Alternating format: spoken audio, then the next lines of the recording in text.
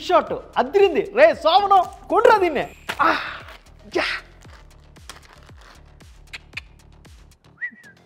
చాలా ఉన్నాయి ఇప్పుడు దీన్ని సెటప్ చేయాలన్నమాట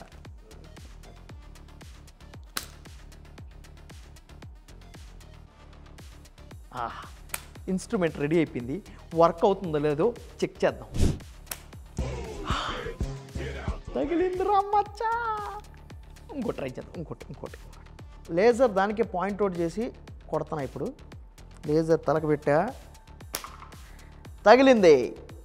కానీ ఇది అక్యురేట్గా వస్తుందో లేదో కానీ నాకు తెలీదు లేజరు